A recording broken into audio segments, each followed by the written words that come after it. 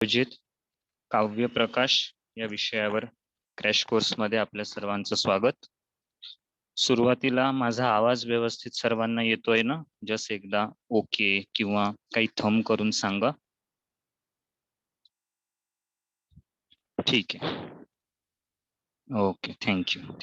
येतोय, चालेल, ठीक आहे. तर आपल्याला माहितीच आहे की लिंग्वा फाईल हा जो ग्रुप आहे, या ग्रुपच्या वतीने आपण विविध फॉरेन लँग्वेजेस वरती सुद्धा कोर्स आयोजित करत असतो. मग त्यामध्ये फ्रेंच आहे, जर्मन, स्पॅनिश, जॅपनीज असे विविध फॉरेन लँग्वेजेस आहेत. तर आपल्यापैकी कोणाला या फॉरेन लँग्वेज शिकण्याची इच्छा असेल तर नक्कीच तुम्ही दिलेल्या कॉन्टॅक्ट नंबरवरती संपर्क करू शकता. आता या फॉरेन लँग्वेज बरोबर आपण संस्कृतायनम या ग्रुपच्या वतीने संस्कृत व्याकरण हे देखील शिकवत असतो. मग त्यामध्ये आपलं शालेय स्तरावरचं स्कूल लेवल व्याकरण असेल किंवा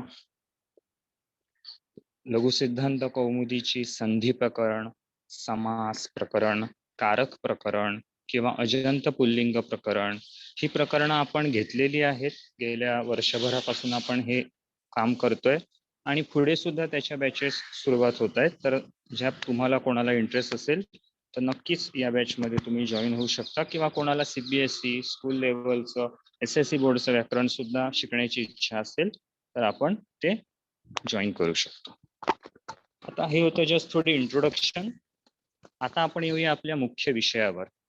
आपला मुख्य विषय आहे काव्य प्रकाश. या ग्रंथाबद्दल आज आपण जाणून घेतोय. तर सुरुवातीला आपण बघूया काव्य म्हणजे काय, व्हॉट इज काव्य. आता जेव्हा आपण म्हणतो काव्य, कविता, तेव्हा मेनली आपल्याला मीटरमध्ये लिहिलेली जी आपण गाऊ शकतो अशी काहीतरी पद्य म्हणजे पोयम येते, बरोबर. पण आपण बघितलं की काव्य म्हणजे फक्त केवळ कविता म्हणजे मीटरमध्ये लिहिलेली गाऊ शकण्यासारखी पद्य फॉर्मॅट मधली कविता नसून त्याच्यामध्ये गद्य म्हणजे प्रोज सुद्धा इन्क्लुडेड आहे. म्हणजे काव्य म्हणजे केवळ पोएट्री नाही, पोयम नाही, तर त्यामध्ये प्रोज आणि पोएट्री दोन्ही आहे. त्याच्यामुळे काव्य म्हणजे कविता किंवा ड्रामा, नाटक किंवा पंचतंत्रांसारख्या गोष्टी गद्यात्मक, किंवा चंपू काव्य ज्याच्यामध्ये थोडस गद्य, थोडं प्रोज, अर्ध प्रोज आणि अर्ध पोएट्री, ह्या सगळ्या गोष्टींना आपण काव्य म्हणू शकतो. कशावरून? तर काव्याची व्याख्या करतानाच केलेली आहे, वाक्यम रसात्मकम काव्यम. वाक्यम रसात्मकम काव्यम म्हणजे असं वाक्य ज्याच्यामध्ये रस आहे त्याला काव्य असं म्हणायचं. आता रस म्हणजे काय, तर जनरली आपल्याला माहिती असेल की जसं आपण खातो त्या टेस्ट मध्ये गोड, आंबट, तिखट हे रस म्हणजे टेस्ट असतात.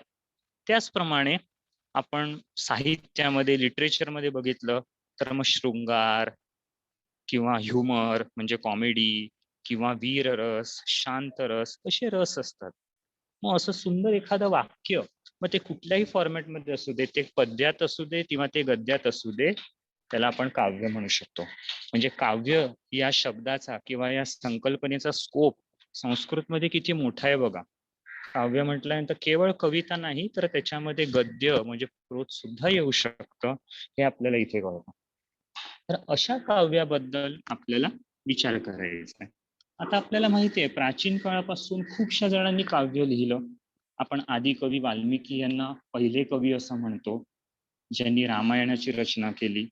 तिथपासून ते अगदी कालिदास आणि आताच्या पर्यंत अनेक कवी संस्कृत भाषेमध्ये, मराठी भाषेत आणि इतर सगळ्या भाषेमध्ये होऊन गेले. त्यांनी चांगली चांगली काव्य लिहिली.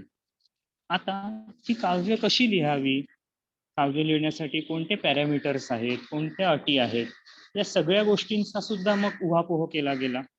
मग काही विद्वान असे आले की त्यांनी मग काव्य कसं लिहिलं पाहिजे, चांगलं काव्य कोणाला म्हणायचं, चांगल्या काव्यामध्ये काय काय असलं पाहिजे, या सगळ्या गोष्टींवरती विचार करायला सुरुवात केली. आणि त्या शास्त्राला, त्या सायन्सला, त्या ब्रांच ऑफ नॉलेजला आपण म्हणतो काव्यशास्त्र किंवा साहित्यशास्त्र, अलंकारशास्त्र असं वेगवेगळी नावं दिली. काव्यशास्त्र किंवा साहित्यशास्त्र, ज्याच्यामध्ये काव्याचा किंवा साहित्य लिटरेचरचा अभ्यास केला जातो, अगदी टेक्निकली दृष्ट्या, अगदी शास्त्रीय पद्धतीने टेक्निकली दृष्ट्या आपण जर त्याचा अभ्यास करतो, त्या शास्त्राला आपण म्हणतो काव्यशास्त्र. आता पूर्वीपासून असे अनेक विद्वान होऊन गेले ज्यांनी या काव्यशास्त्रावरती वेगवेगळे ग्रंथ लिहिले, काव्य कसं असावं, त्याची व्याख्या, ह्या सगळ्या गोष्टी लिहिल्या. त्यातलंच एक महत्वाचं नाव म्हणजे मम्मटाचार्य, आचार्य मम्मट. कुठे होऊन गेले ते, तर काश्मीरमध्ये होऊन गेले 11व्या शतकामध्ये. 11व्या शतकामध्ये काश्मीरमध्ये यांचा जन्म झाला. आणि अशी एक दंतकथा आहे, अशी एक किंवदंती आहे की ते हर्षाचे म्हणजे श्रीहर्ष त्याचे मामा होते. श्रीहर्षाचं नाव आपल्याला माहित असेल, संस्कृतमध्ये फार मोठे नाटककार होते, ज्यांनी 3 नाटकं लिहिली, नागानंद, प्रियदर्शिका, रत्नावली, असे विद्वान होते. त्यांचे ते मामा होते अशी एक किंवदंती आहे. खरं खोटं माहित नाही, पण एक म्हटलं जातं असं की ते त्यांचे मामा होते. ह्यांनी काव्यप्रकाश नावाचा एक ग्रंथ लिहिला, ज्या विषयाचा आज आपल्याला अभ्यास करायचा. आपण पहिला त्या टायटल बद्दल समजून घेऊया. काव्य म्हणजे काय ते आपल्याला समजलं. प्रकाश, प्रकाश म्हणजे आपल्याला माहिती आहे लाईट, रेज, असा आपण वेगवेगळा अर्थ करतो. लाईट असेल, प्रकाश असेल तर काय होतं, आपल्याला एखादी वस्तू दिसते, एखाद्या वस्तूचं ज्ञान होतं. आता आजूबाजूला प्रकाश आहे, त्याच्यामुळे आजूबाजूला ज्या गोष्टी आहेत त्याचा आपल्याला सहजगत्या ज्ञान होतं. म्हणजे ज्ञान होण्यासाठी प्रकाश गरजेचा आहे. म्हणून त्यांनी तसंच काव्याचं ज्ञान व्हायचं असेल तर मग काव्याचा प्रकाश हवा. म्हणून त्यांनी आपल्या ग्रंथाचं नाव दिलं काव्य प्रकाश, काव्यस्य प्रकाश. माझा आवाज येतोय ना व्यवस्थित इतरांना? कारण 1-2 जणांना काही प्रॉब्लेम येतोय. इतरांना येतोय व्यवस्थित? Okay okay okay, thank you thank you. Madam तुम्ही एकदा लॉग आउट करून पुन्हा लॉग इन करा. बघा तुमच्याकडून काही आहे का प्रॉब्लेम. एकदा लॉग आउट करा, पुन्हा लॉग इन करा. आवाज येत नाहीये, कदाचित त्याचं कारण तुमच्याकडे बघा नेटचा प्रॉब्लेम काही आहे का. ठीक आहे. तर काव्य प्रकाश म्हणजे काव्याचा प्रकाश. प्रकाश का गरजेचा आहे? ज्ञान होण्यासाठी प्रकाशाची आवश्यकता आहे. आता हा ग्रंथ आपल्याला माहिती आहे, कुठलाही ग्रंथ वेगवेगळ्या भागामध्ये डिवाइड केला जातो. भगवद्गीता म्हटली तर 18 अध्यायांमध्ये त्याची विभागणी केलेली आहे. मग त्याच प्रकारे काव्य प्रकाश या ग्रंथाची विभागणी देखील 10 भागांमध्ये केलेली आहे. तर त्या प्रत्येक भागाला जसं आपण अध्याय असं नाव देतो, पर्व असं नाव देतो, कांड असं नाव देतो, रामायण असेल कांड असं नाव देतो, महाभारत असेल पर्व असं नाव देतो. तर तसंच त्यांनी इथल्या भागांना नाव दिलेलं आहे उल्हास. उल्हास हा शब्द पण फार चांगला आहे. उल्हासाचा अर्थ आहे आनंद, हा सुद्धा एक आहे. उल्हासाचा अर्थ आहे किरण किंवा त्यातलं तेज.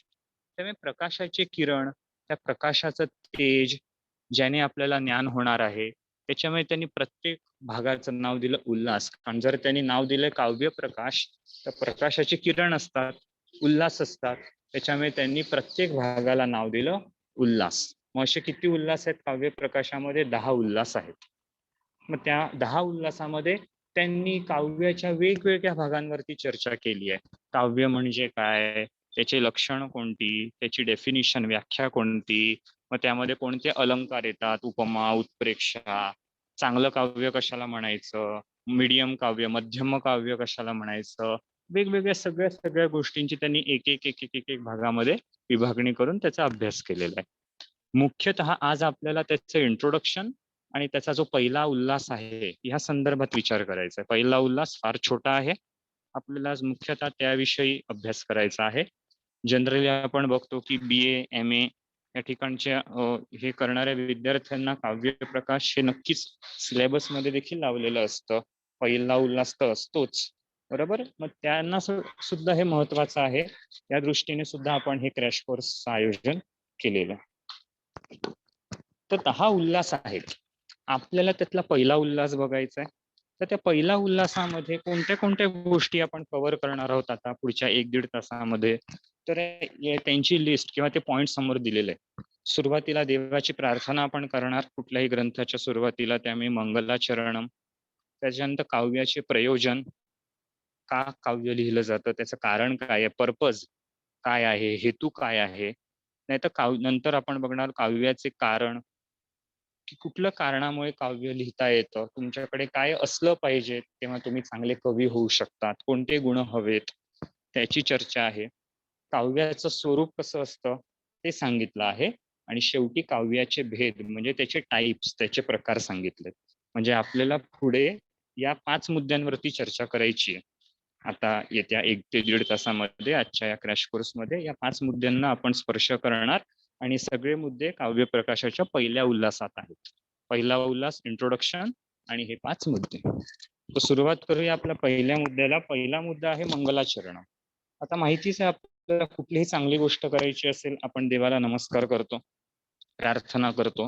कुठलाही कार्यक्रम असेल सुरुवातीला ईश स्तवन, भगवत स्तवन असतं आणि त्याची सुरुवात होते. मग त्याच पद्धतीने कवी जेव्हा एखादं नाटक लिहितो, काव्य लिहितो, तेव्हा सुद्धा मंगलाचरण केलेलं असतं. मंगलाचरण केल्याने काय होतं, की देवाचा आशीर्वाद लाभेल. काही संकट वगैरे जर असतील त्या काव्य लिहिण्यामध्ये तर ती नष्ट होतील आणि माझं काव्य, माझं नाटक पूर्ण अगदी सफलरित्या पूर्ण होईल, या आकांक्षेने, या इच्छेने तो मंगलाचरण करत असतो. आता मंगलाचरणात आपण काय करतो, आपला आवडती देवता आहे, आपली इष्ट देवता आहे, त्याला आपण नमस्कार करतो. उदाहरणार्थ गणपती, सरस्वती यांना नमस्कार करण्याची पद्धत आहे.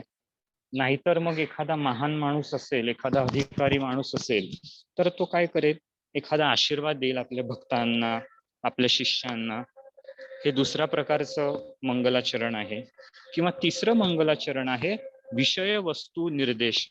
विषय वस्तू म्हणजे कथानक, स्टोरी, प्लॉट. या नाटकामध्ये किंवा त्या काव्यामध्ये, त्या ग्रंथामध्ये कुठल्या विषयीची चर्चा आहे, कुठल्या विषयीचा ग्रंथ आहे, सब्जेक्ट काय आहे, त्याची चर्चा त्यांनी त्या मंगलाचरणात पण केलेली असते. टायटल वरून तर आपल्याला कळतच की हा या विषयाचा ग्रंथ आहे. काव्य प्रकाश म्हटल्यानंतर काव्याचा ग्रंथ आहे, ते टायटल वाचल्यानंतर पण कळतं. त्याबरोबर मंगलाचरणाने सुद्धा कळतं की आतमध्ये कोणता विषय आहे. तर हे 3 प्रकारचे मंगलाचरण असतात.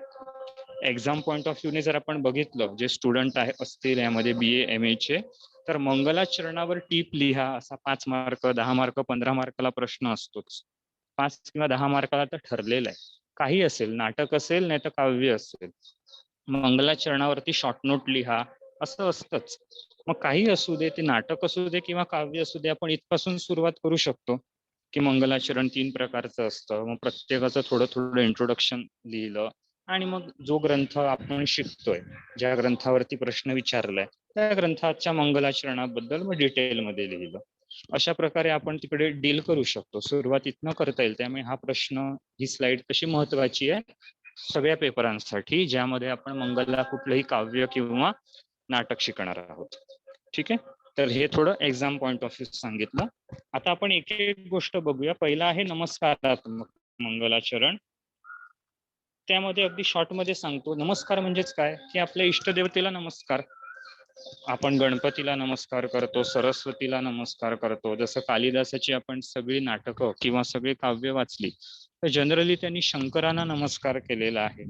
म्हणजे नाव आहे कालिदास, आपण म्हणतो काली मातु भक्त आसीत, पण मंगलाचरण करताना त्यांनी पार्वती आणि शंकर दोघांना नमस्कार केलेला आहे.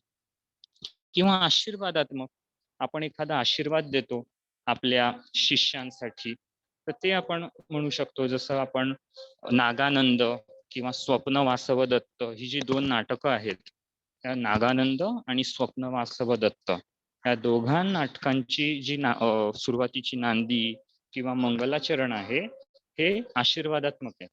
तिकडे भगवान बुद्धांनी आशीर्वाद दिलेला आहे किंवा बलराम यांनी आशीर्वाद दिलेला आहे आपल्या भक्तांना किंवा लेखका श्रोत्यांना, म्हणजे हे आशीर्वादात्मक आहे. आणि तिसरं आहे विषय वस्तू. विषय वस्तू म्हणजे विषयाबद्दलचं इंडिकेशन. जसं आपण आता लघुसिद्धांत कौमुदी शिकतोच आहोत. लघुसिद्धांत कौमुदीचं मंगलाचरण आपण संज्ञा प्रकरणात बघितलं होतं. नत्वा सरस्वतीं देवीं शुद्धां गुण्यां करोम्यहम पाणिनीय प्रवेशाय लघुसिद्धांत कौमुदीम. कशासाठी लिहिलंय? पाणिनीय प्रवेशाय. पाणिनीय व्याकरणामध्ये ज्यांना प्रवेश करायचा आहे, इंट्रोडक्शन म्हणून मी हा छोटासा ग्रंथ लिहितोय. नाव आहे लघुसिद्धांत कौमुदी. असं करून त्यांनी आतमध्ये कोणता विषय आहे की बाबा पाणिनीची सूत्र आहेत हे सांगितलं. म्हणजे त्या सब्जेक्टचा इंडिकेशन केलं, विषय वस्तूचा निर्देश केला. तर अशा प्रकारे आपण लघुसिद्धांत कौमुदीचा मंगलाचरण तिसऱ्या याच्यामध्ये घेऊ शकतो. नमस्कारात्मक मंगलाचरण म्हणजे कालिदास या सगळ्या कवींची मंगलाचरण. आशीर्वादात्मक म्हणजे स्वप्न वासवदत्तम आणि नागानंदम या 2 नाटकांची नांदी ती आपण ह्याच्यात घेऊ शकतो. आणि विषय वस्तूमध्ये आपलं लघुसिद्धांत कौमुदीचं मंगलाचरण आहे. अशा प्रकारे मंगलाचरण आहे. आता हे मंगलाचरण आपण आपल्या ग्रंथाचं बघूया. आपल्या ग्रंथाचं मंगलाचरण कसं आहे? काव्य प्रकाशाचं मंगलाचरण समोर दिलेलं आहे की नियतीकृत नियमरहिताम ल्हादैकमयीम अनन्य परतंत्राम नवरस रुचिराम निर्मितीम आदधती भारती कवेर जयती. इकडे आपण शेवटच्या शब्दांवरती जर लक्ष दिलं, भारती कवेर जयती म्हणजे कवीची जी भारती आहे, कवीची जी भारतीचा अर्थ काय? वाणी, सरस्वती. तर कवीची जी भारती आहे तिचा जयती, तिचा विजय असो, तिचा जय जयकार असो.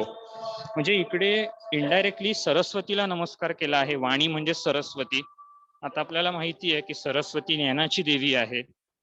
आपण सुद्धा काव्य प्रकाशाचं ज्ञान करण्यासाठी, काव्याचं ज्ञान करण्यासाठी इथे ग्रंथ शिकतोय. म्हणून सरस्वतीची प्रार्थना केली आहे, सरस्वतीला नमस्कार केलेला आहे. जयती म्हणजेच काय? जय जयकार. ज्या माणसाला आपण जय जयकार करतो त्या माणसाला आपण नमस्कार पण करतो. म्हणजे आपण म्हणतो की भारत माता की जय, म्हणजे इनडायरेक्टली आपण भारत मातेला नमस्कार करतोय. मग तसंच इकडे सरस्वतीला किंवा कवीच्या भारतीला, कवीची जी वाणी आहे तिला नमस्कार केलाय. काय एवढं विशेष आहे त्या वाणीमध्ये? कवीच्या भारतीला किंवा कवीच्या वाणीला नमस्कार करण्याचं काय कारण आहे? तर ही विशेष आहे इतर सगळ्या गोष्टींपेक्षा. कशी आहे ती? तर तिची एक एक विशेषणं दिलेली आहेत, एक एक ऍडजेक्टिव्ह दिलेले आहेत. पहिलं म्हणतात नियतीकृत नियमरहिता.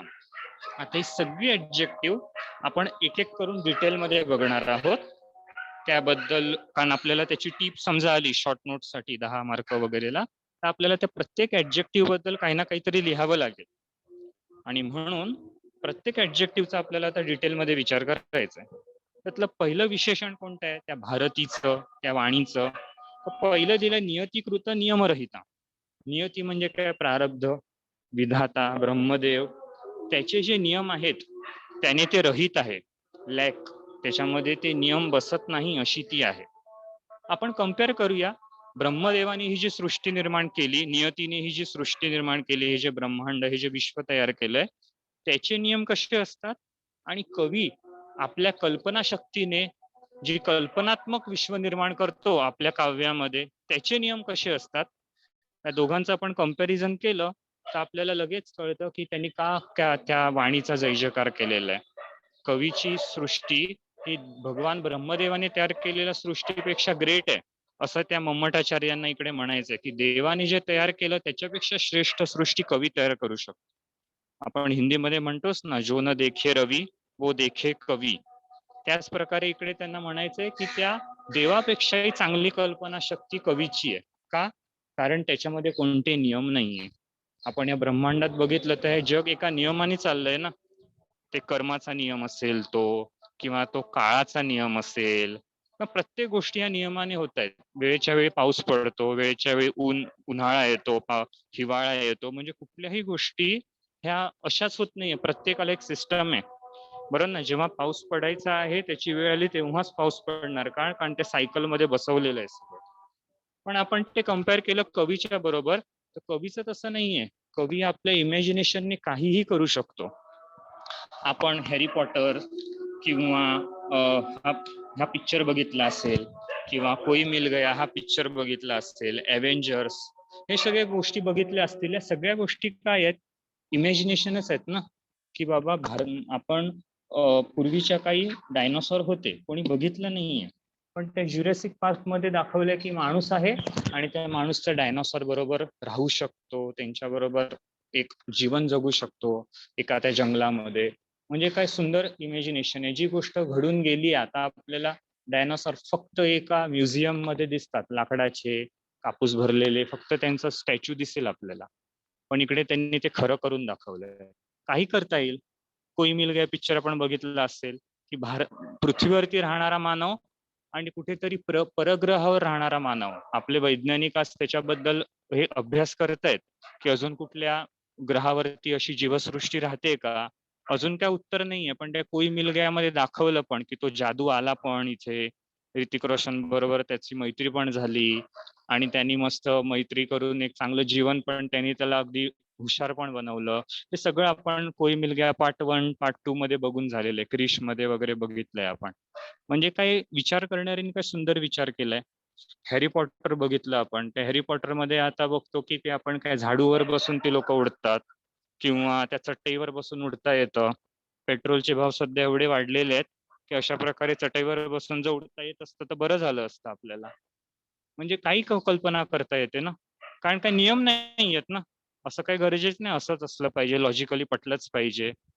काही करता येतं इमॅजिनेशन मध्ये, म्हणून कवीची सृष्टी श्रेष्ठ आहे. तर पहिलं ऍडजेक्टिव्ह नियतीकृत नियमरहिताम, अशा प्रकारे त्यांनी सांगितलं. पहिल्याच ऍडजेक्टिव्ह मध्ये कळतं की या जगा ब्रह्मदेवाला जे सुचणार नाही तसं काहीतरी कवी करून दाखवू शकतो, लेखक करून दाखवू शकतो. आपल्या काव्यामध्ये, आपल्या कादंबरीमध्ये, आपल्या सिनेमामध्ये, आपल्या गोष्टीमध्ये, कुठेही. तर पहिलं हे झालं. दुसरं आहे ल्हादैकमयी. ल्हाद ह्याचा अर्थ आहे आल्हाद, आनंद. आपण या जगामध्ये बघितलं तर सर्वत्र आपल्याला आनंद दिसत नाही. कधीतरी सुख येतं, कधीतरी दुःख येतं जीवनामध्ये, कधी कधी मोह येतो जीवनामध्ये. म्हणजे या सृष्टीमध्ये सुख दुःख मोह सगळे.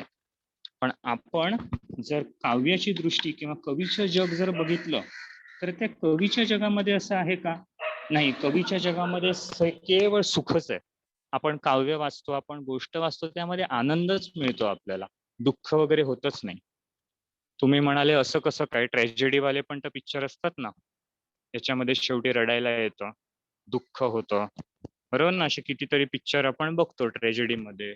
उदाहरण आपण आपापल्या पद्धतीने आठवू शकतो. पूर्वीच्या काळी आपण बघितलं तर एक बायकांसाठी एक आवडता सिनेमा होता माहेरची साडी, किंवा आताच्या काळात कुठला असेल, कुठला एखादा ट्रॅजेडी असेल, बरोबर ना, कुठलंही ते सिरियल असेल किंवा एखादा पिक्चर असेल, शेवटी रडायला येतं. सगळेजण आपण बघताना रडतो अक्षरशः, थिएटर मधून तसे डोळे पुसत बाहेर येतो.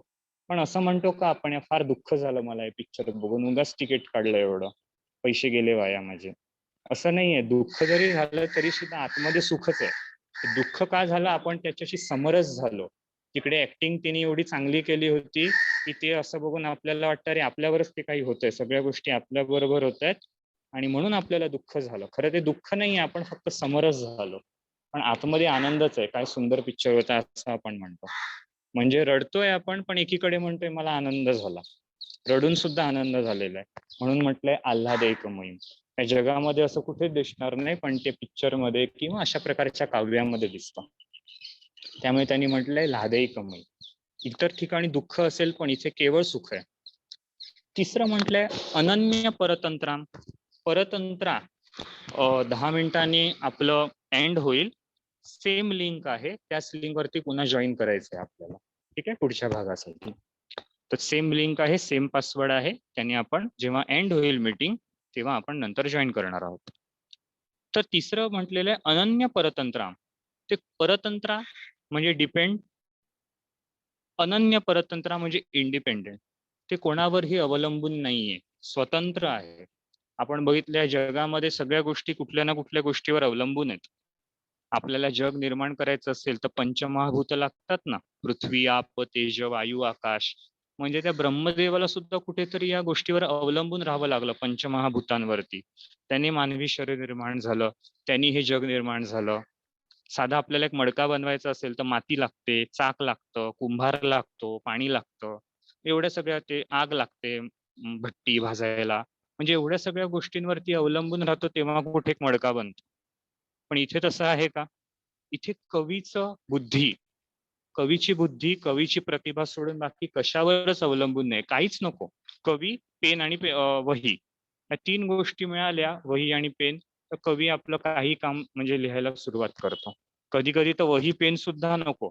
आपल्याला काही आपल्या क्रांतिकारकांची उदाहरणं माहिती आहे की स्वातंत्र्यवीर सावरकर जेव्हा त्या काळ्या पाण्याच्या शिक्षेत होते तेव्हा त्यांनी जेलमध्ये राहून कमला नावाचं महाकाव्य लिहिलं. कसं लिहिलं? आता काळ्या पाण्याची शिक्षा एवढी कठोर की तिकडे त्यांना काम करायला द्यायचे तर इकडे त्यांना वही पेन कुठून देतील लिहायला. त्यांनी काय केलं, एखादा दगड किंवा खिळा वगैरे घेतला आणि त्या भिंतींवरती त्यांनी काव्य लिहिलंय, महाकाव्य, आणि ते पाठ केलं. पुन्हा पुसायचे, पुन्हा लिहायचे. म्हणजे असं करून काही नसताना केवळ आपल्या प्रतिभेवरती एवढा मोठा महाकाव्याचा डोलारा निर्माण केलाय. किंवा आपण सगळेच बघतो, टिळकांचं उदाहरण घेतलं की टिळकांनी गीता रहस्य नावाचा एवढा मोठा ग्रंथ लिहिला भगवद्गीतेवर, पण तो कुठे लिहिला? मंडालेच्या जेलमध्ये. म्हणजे कोणाची गरज नाहीये इथे बाकीच्या गोष्टींची. कवी आपल्या बुद्धीवरती डिपेंड आहे, त्याच्यावरच तो अवलंबून आहे, इतर कशाचीच गरज नाहीये. स्वतःच्या कल्पनाशक्तीने तो काव्य निर्माण करतो. म्हणून म्हटलेलं आहे अनन्य परतंत्र.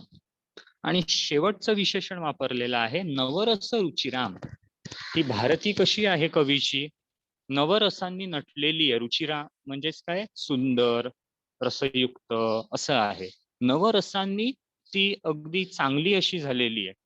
आपण बघितलंय जगामध्ये आपण जे भोजन करतो त्यामध्ये आपल्याला 6 रसच मिळतात: गोड, आंबट, तिखट, खारट, कडू. हे 6 रसच आहेत आपल्याकडे, बरोबर ना? आता त्यातले सगळेच रस का सगळ्यांना आवडतात का? जनरली गोड सगळ्यांना आवडतं, बरोबर. तिखट कधी कधी आवडतं, स्पायसी असेल तर आपण खातो. कधी कधी चिंच खायची इच्छा होते, म्हणजे आंबट सुद्धा खातो आपण. पण दिवसभर आपण तुरट खाऊ शकतो का? दिवसभर आपण आवळा खाऊ शकतो का? किंवा दिवसभर आपण अजून काही असं कडू खाऊ शकतो का? दिवसभर कारल्याची भाजी. म्हणजे नाही, त्यातला गोड, तिखट, एक दोनच चवी अशा आहेत ज्या आपल्याला आनंद देते. बाकीच्या चवींनी थोड्या प्रमाणात आनंद होतो, नंतर दुःखच दुःख चालू होतं. पण इकडे काव्यामध्ये जर आपण बघितलं तर जे 9 रस आहेत, ज्याच्यामध्ये आपण शृंगार म्हणा, वीर, शांत, बिभत्स, अद्भुत, हे जे वेगवेगळे मूड्स आहेत आपल्या याच्यामध्ये. आपण एखादं काव्य बघतो तर रोमॅन्टिक असतं, एखाद्याच्यामध्ये ऍक्शन असते, एखाद्याच्यामध्ये ह्युमर, कॉमेडी असते, एखाद्याच्यामध्ये शांत असतं, एखाद्याच्यामध्ये ट्रॅजेडी असते. आपण सगळं बघतो, पण त्या सगळ्यांनी शेवटी आपल्याला आनंदच मिळतो की नाही? म्हणजे इकडे 6च आहेत, पण इथे 9 आहेत. संख्या पण 3 ने जास्त आहे. आणि दुसरं म्हणजे ह्या 6 पैकी आपल्याला 1-2च टेस्ट आवडतात, गोड आणि तिखट. पण इकडे 9च्या 9 टेस्ट चांगल्या आहेत. आपण त्या सगळ्यांनी आपल्याला आनंद मिळतो. ट्रॅजेडी जरी असेल तरी आनंद मिळतो, हे आपण वर बघितलंच. ट्रॅजेडी एखादा पिक्चर जरी बघितला तरी आतमध्ये आनंदच आहे, डोळ्यातून पाणी आलं तरी देखील. म्हणजे काय आहे इकडे? त्यांना सांगायचंय की एक तर रस पण जास्त आहेत आणि दुसरं 9च्या 9 रस आनंद देणारे आहेत, रुचिर असे आहेत ते. त्यातला एकच आपल्याला रोमॅन्टिकच आवडतं, बाकी काही आवडत नाही, अशातलाही भाग नाहीये. सगळं चांगलं आहे आपल्यासाठी. म्हणजे म्हणून या सगळ्या अँगलने जर आपण विचार केला तर ही जी कवीची जी वाणी आहे ती श्रेष्ठ आहे. आणि म्हणून त्या कवीने असं म्हटलेलं आहे मम्मटाचार्यांनी, कवी हे भारती जयती. त्या कवीची वाणी श्रेष्ठ होती. का? कारण तिने ही जी सृष्टी निर्माण केलेली आहे, निर्मिती आदधती या शब्दाचा अर्थ आहे सृष्टी निर्माण, सृष्टी घडवणारी. अशी ती भारती जयती. अशी ती काय कशी आहे? त्याचा विजय असो. म्हणजे विजय असो म्हणजेच काय केलंय? नमस्कार केलाय. मग हे मंगलाचरण कुठल्या प्रकारचं झालं? नमस्कारात्मक मंगलाचरण झालं. आपण मंगलाचरणाचे जे 3 प्रकार बघितले त्यातला हा कुठला प्रकार आहे? नमस्कारात्मक. आणि इकडे जय जयकार केलेला आहे, नमस्कार केलेला आहे वाणीला, सरस्वतीला, कवीला. म्हणून आपण म्हणू शकतो हे नमस्कारात्मक. ठीक आहे. तर अशा प्रकारे हे मंगलाचरण आहे. आता मंगलाचरणामध्ये आपण सरस्वतीला नमस्कार केला, सगळा जय जयकार केला आहे, बरोबर. तर आता आपल्याला मेन मंगलाचरण तर झालं, मंगलाचरणाच्या टीप बद्दल पण आपण विचार केला आहे. ते आता आपल्याला पुढे जायचंय. आता पुढे जाऊन आपण एक एक आपण जे राहिलेले 4 पॉईंट जे आहेत ते 4 पॉईंट आपल्याला इथे पुढे बघायचे आहेत. पुन्हा एकदा आपण ते समास पुन्हा एकदा वेगवेगळ्या कोर्सची माहिती जशी इकडे दिलेली आहे. एक मिनिट, चॅट वाचतो. येस, हो. तर अशा प्रकारे आपण मंगलाचरण घेतलं, मंगलाचरणाचा विचार केला. आता पुढे येऊया. मंगलाचरणानंतर त्यांनी काव्याचं प्रयोजन सांगितलंय. प्रयोजन म्हणजे हेतू, पर्पज. आपण काव्य काय लिहावं, काव्य लिहिण्याच्या मागे काय प्रयोजन आहे. कुठलीही गोष्ट आपण प्रयोजन बघूनच करतो ना. काही फायदाच नसेल, काही हेतू, काही पर्पजच नसेल तर असं एमलेसली आपण ध्येयरहित काहीच काम करत नाही. विद्वान माणसं तर अजिबातच करणार नाही. त्यामुळे असं टाइमपाससाठी तर काहीच नसतं. प्रत्येक गोष्टीच्या मागे काहीतरी प्रयोजन, हेतू आहे. तर तो काय हेतू आहे, किती हेतू आहेत, प्रयोजन किती आहेत ते त्यांनी सांगितली आहेत. त्यासाठी त्यांनी दुसरा श्लोक किंवा कारिका दिलेली आहे. शास्त्रांमध्ये जे श्लोक येतात त्यांना आपण कारिका असं म्हणतो. आपल्या सुभाषितांमध्ये, आपल्या काव्यामध्ये नॉर्मल जे आपण श्लोक वाचतो त्यांना आपण श्लोक म्हणतो. चांगला श्लोक असेल तर सुभाषित असं म्हणतो. सुभाषित माला वगैरे आपण वाचतो. बरोबर? पण तेच श्लोक समजा एखाद्या शास्त्रामध्ये आले, एखाद्या टेक्निकल ग्रंथात आले, बरोबर, फिलॉसॉफीमध्ये आले. आता ही फिलॉसॉफीच चालली आहे ना काव्याबद्दलची, शास्त्रीय ग्रंथ आहे हा काव्यशास्त्राचा.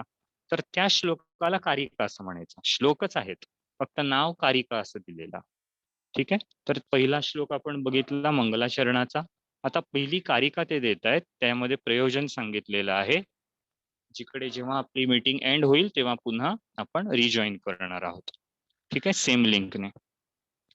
काव्यम यशसे अर्थकृते व्यवहार विदे शिवेतर क्षतये सद्य परनिवृत्तये कांता संमित तयोपदेश युजे. काव्य कशासाठी लिहिलं जातं? यशसे. यशसे अर्थकृते व्यवहारविदे शिवेतर क्षतये सद्य परनिवृत्तये आणि कांता संमित तयोपदेश युजे. ही सगळी प्रयोजन आहेत. एवढ्या सगळे चतुर्थले शब्द आहेत. सगळ्यांनी प्रयोजन सांगितलं. हे एवढे सगळे प्रयोजन यशसे, अर्थकृते, व्यवहारविदे, शिवेतर क्षतये, सद्य परनिवृत्तये एकच आहे आणि कांता संमित तयोपदेश युजे. काय आहेत आपल्याला खाली दिलेलंच आहे ते. त्याचा आपण बघूया. सगळ्यात पहिला आहे यशसे. यशसे, यश या शब्दाचा अर्थ आहे कीर्ती, फेम. मग काव्य कशासाठी लिहिलं जातं? कीर्ती मिळवण्यासाठी लिहिलं जातं. सांगण्याची गरजच नाहीये. वाल्मिकी आदिकवी होते. त्यांनी रामायण नावाचं पहिलं महाकाव्य लिहिलं. आज ते प्रसिद्ध झाले आदिकवी वाल्मिकी या नावाने. या जगामधले किंवा आपल्या भारतीय संस्कृतीतले सगळ्यात पहिले आदिकवी कोण? तर वाल्मिकी. आज चंद्र सूर्य त्यांची कीर्ती राहील. जोपर्यंत आपण आहोत, पृथ्वी तलावर माणूस आहे, तोपर्यंत वाल्मिकींना आठवण करेल. कालिदास आहे. कालिदासाने एवढी चांगलं काव्य लिहिली, एवढी चांगली नाटकं लिहिली. आज चंद्र सूर्य त्यांची कीर्ती राहील. म्हणजे त्यांना कीर्ती मिळेल. थोडक्यामध्ये जर आपण काव्य लिहितो तर त्याच्यामध्ये आपल्याला कीर्ती मिळत असते. आताच्या काळात पण आपण बघितलं, मराठीमध्ये सुद्धा कितीतरी चांगले गीतकार वगैरे आहेत. जसं आपण म्हणतो गदी माडगुळकर. गदी माडगुळकर म्हटल्यानंतर आपल्याला नाचरे मोरा देखील आठवतं आणि नाचरे मोरा बरोबर आपल्याला आठवतं गीत रामायण. एखाद्या व्यक्तीला माहिती असेल तर नाचरे मोरा कदाचित एवढं लक्षात नाही येणार, पण गीत रामायण नक्कीच लक्षात येईल. त्यामुळे ते प्रसिद्ध झाले गीत रामायणकार माडगुळकर या नावाने. जोपर्यंत मराठी माणूस आहे ते तोपर्यंत गीत रामायण आणि गीत रामायणकार गदी माडगुळकर लक्षातच राहतील. कीर्ती मिळाली त्यांना. बरोबर. त्यामुळे पहिलं लिहिलं होतं कीर्तीसाठी, की नाव व्हावं मला यासाठी. इथे आपण हवं तर थांबूया. पुन्हा आपण